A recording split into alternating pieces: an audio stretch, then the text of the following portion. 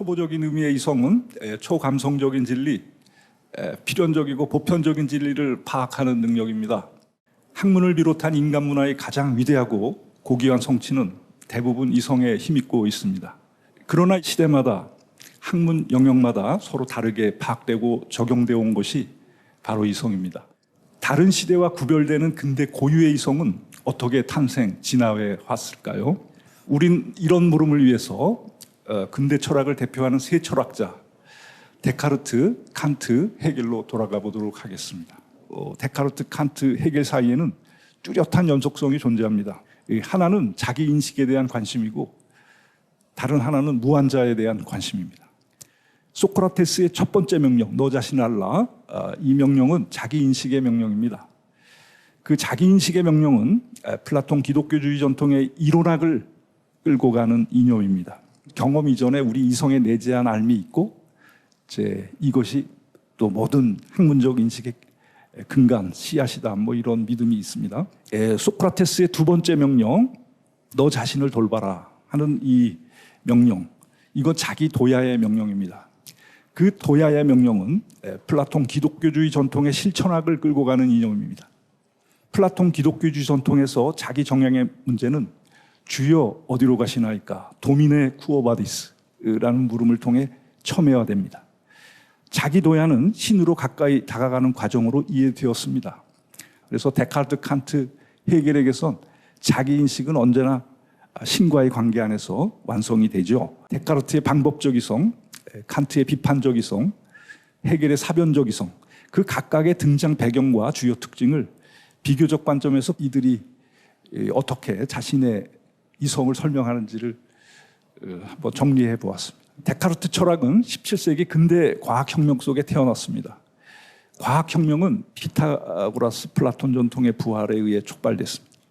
그 부활은 수학과 자연학을 결합하는 계획으로부터 구체적인 모습을 취했습니다.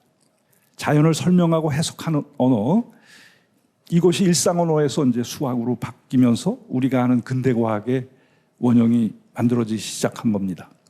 그리고 그것의 방법론적 통일성과 형이상학적 토대를 마련해 준 것은 데카르트였습니다. 이후 수학은 자연에 대한 탐구는 물론 인간 내면에 대한 탐구에까지 적용되었습니다. 형이상학에서 윤리학에 이르는 모든 학문이 기하학적 방식에 증명이 되어 버린 거죠. 수리자연학의 계획은 처음부터 이 자연이 수학의 언어로 쓰여진 책이라는 관점, 이런 관점이 형이상학적으로 심화될수록 두 가지 결과가 따릅니다. 하나는 기계적 자연관이고 다른 하나는 독일 학문의 이념입니다. 모든 학문적 대상이 수학적 대상으로 일반화되고 자연의 대상 일반이 하나같이 수학적 대상과 구별될 필요가 없다면 모든 대상들이 하나의 동질적인 전체를 이루기 때문입니다. 이런 수학 중심의 통일 학문을 보편수리학, 마테시스 우니베르살리스라 불렀습니다. 그러나 이렇게 말할 때 또 역시 많은 것을 놓칠 수 있어요. 왜냐하면 데카르트는 수학을 모델로 학문을 재편하고자 했으나 수학적 합리성에 매몰되지는 않았습니다. 이제 우리는 이런 점을 데카르트의 보편수리학에서 이 자아가 등장할 때 실감할 수 있습니다. 모든 학문은 인간의 지혜 이외의 그 어떤 것도 아니다. 태양의 빛이 그것이 비추는 사물들 때문에 변하게 되지 않는 것처럼 인간의 지혜는 그것이 적용되는 대상들 때문에 여러 가지로 달라지는 것이 아니다. 즉 언제나 단일하고 변하지 않는 정신의 자기 관계가 학문 전체의 통일성을 근거짓는 원리가 됩니다. 그 이성의 힘을 확장하는 방법이어야 한다는 겁니다. 데카르트가 방법론적 통일성을 자아의 통일성 위에 정처하는 이유는 정확히 여기에 있습니다. 여기서 방법이란 길을 따른다는 뜻입니다. 데카르트의 방법은 이성이 따라야 할 길입니다. 그 길은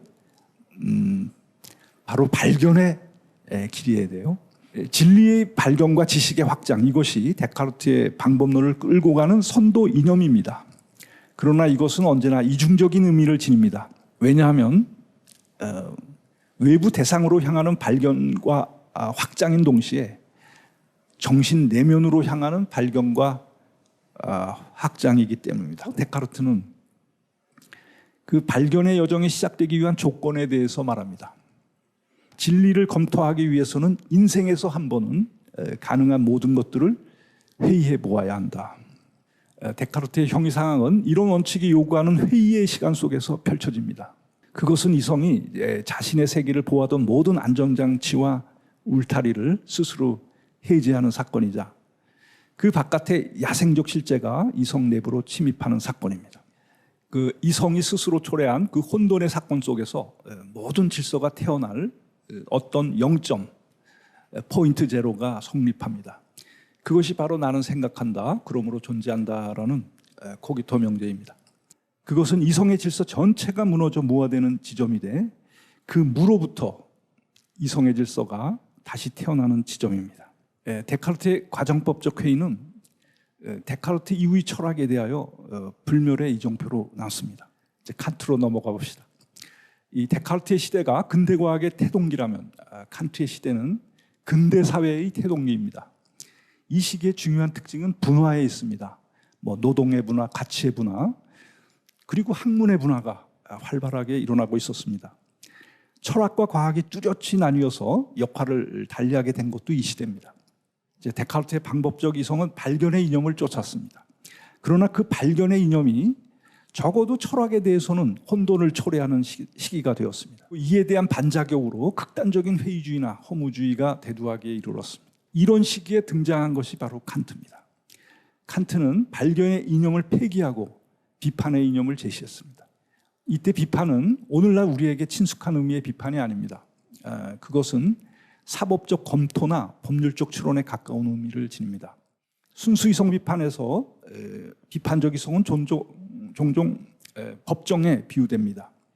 이 비판적 이성의 법정에는 오직 이성만이 출석합니다.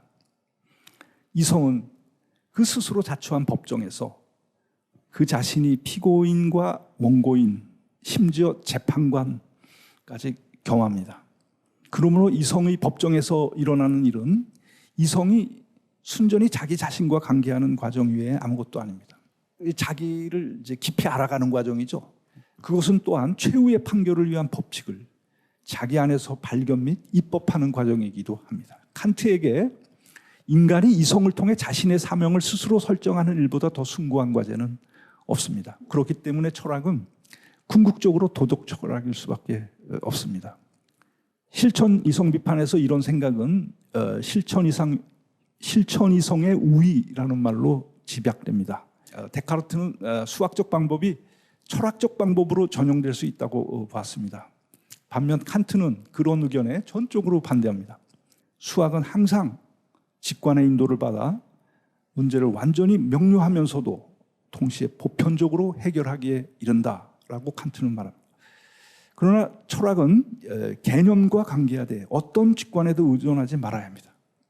그렇기 때문에 철학은 수학처럼 언제나 명료하면서도 보편적인 문제의 해결로 나아갈 수 없습니다. 수학적 개념 외에 다른 종류의 개념들은 완전하게 정의될 수 없습니다. 그러니까 실체, 원리, 권리, 진리 이런 철학적 개념들이 있잖아요. 선언적으로 주어지는 개념이 돼 거기에 정확하게 대응하는 직관이 없기 때문입니다. 이런 논의를 바탕으로 칸트는 두 가지 결론 내립니다. 첫째, 수학은 언제나 정의에서 출발하지만 철학은 증명에 도달해야 한다.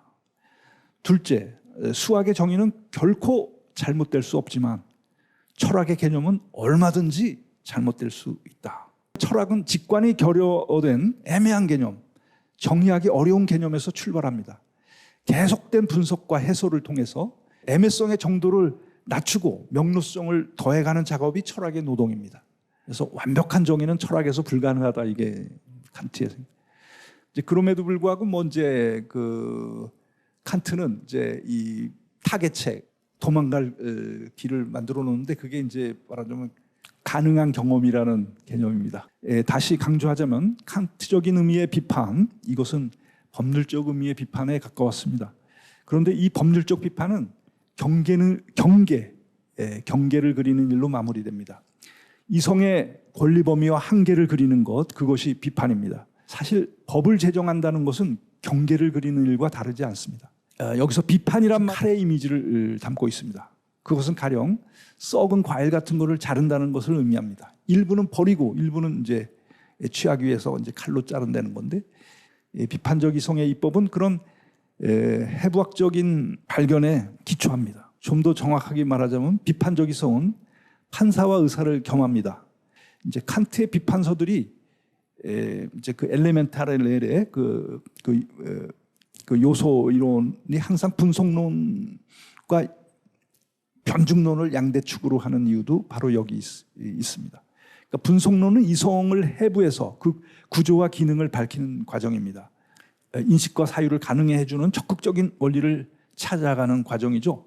반면 변증론은 이런 해부학적 지식을 바탕으로 이성이 빠져든 가상과 착오를 진단하고 치료하는 과정입니다. 칸트적인 의미의 비판은 입법과 치료를 동전의 양면처럼 거느립니다. 마지막으로 헤겔의 이성을 검토해 보겠습니다. 이제 헤겔의 이성은 뭐 변증법 혹은 변증법적 이성 혹은 사변적 이성이라고 불립니다. 그것은 정확히 생물학적인 합리성입니다. 학문은 오직 개념의 고유한 생명력을 통해서만 조직되어야 된다. 논리적 필연성이야말로 이성적이며 유기적 전체의 리듬이다. 유기적 전체의 리듬이야말로 사변적인 것 그 자체인 것이다. 그래서 헤겔의 논리학에서 개념은 이제 유기체 형태를 띠고 있고, 이게 씨앗에 해당하는 것입니다. 유기체가 갖는 또 몇 가지 중요한 특징인데, 첫 번째가 유동성이라고 해요. 유기체 안에서는 이 성질이 계속 바뀌어요. 또 전도되고, 두 번째 특징은 이제 원한적이다. 씨앗에서 나와서 씨앗으로 돌아가잖아요. 예? 그래서 이 생명의 리듬이라는 게 이게 원한적이라는 거. 이게 자연의 세계고 정신의 세계인데, 그 헤겔은 이제 이 정신현상 서문에서 이제 이 유기체의 논리를 진리 개념으로 발전시키고, 그래서 이제 여기 이 진리를 세 단계 절차로 집약해서 언명합니다. 진리는 주체다, 진리는 전체다, 또 진리는 체계다. 다시 말해서 진리는 전체인데 그게 체계가 된다라는 겁니다. 근데 생명체는 끊임없이 타자 그 복잡한 관계에 얽혀들면서 다시 자기로 복귀하면서 그 모든 것을 단순화하고 중심을 만들어가죠. 바로 자기로 복귀하는 게 아니라 타자를 우회해서 외부로 돌아서 자기로 복귀하는 거, 이게 유기체, 생명체, 개념, 뭐 정신, 이성의 핵심 구조죠. 이 개념은 어떤 원동력을 통해서 자기를 펼쳐갈까요? 이제 그걸 표현하는 말이 부정입니다. 부정. 정확히 말하면 자기관계적 부정. 그래서 이런 자기복귀적인 부정이 이 택초의 로고스에 해당하고, 이게 우주 전체를 낳는 생명의 리듬 자체입니다. 이 운동에서 이 자연의 세계, 정신의 세계, 두 세계가 펼쳐지고 있습니다. 이 차이는 정확히 역사성에 있습니다. 자연에는 역사가 없고 우리 정신의 세계, 문화의 세계에만 역사가 있는 거죠. 그래서 정신은 역사를 통해서 비로소 현실화됩니다. 이건 뭐 비극이 정신에 있다는 얘기랑 똑같은데, 그 헤겔에게는 역사는 비극적입니다. 이 정신의 세계에서는 이 의식의 체계가 있다. 그 시대마다 이렇게 그 특수한 형태의 의식이 드러나는데, 이들은 이제 말하자면 좀 자기식대로 이 세상을 해석하는 사람들입니다. 뿐만 아니라 그 자기의 해석을 인정받기를 원하고, 그런 혹독한 생사를 건 인정투쟁 속에서 이제 온갖 역사와 비극이 벌어지는 거죠. 근대의 개인주의를 가장 그 철학적으로 완성된 형태로 표현하는 게 칸트의 도덕이고 자율성의 원리입니다. 헤겔이 볼 때는 이 자기 입법의 이념을 어떻게 수용하면서 극복하냐, 지향하느냐 하는 게 이제 헤겔 정신 철학의 정말 첫째 가는 물음일 텐데, 헤겔이 이런 율법적인 또는 입법적인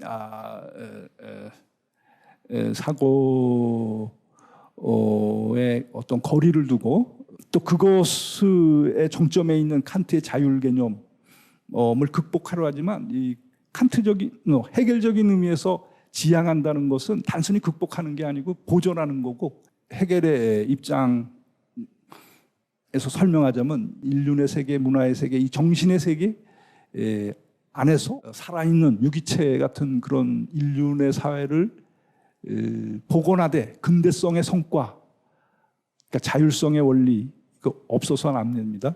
이 사회 구성원이 그런 자율적 도덕의 주체인 동시에 이 제도적인 현실 속에서 또 여러 가지 문화적인 현상 속에서 객체화되고 현실화되는 그런 세고, 이것이 이제 그가 말하는 역사가 완성되는 어떤 그 끝이죠.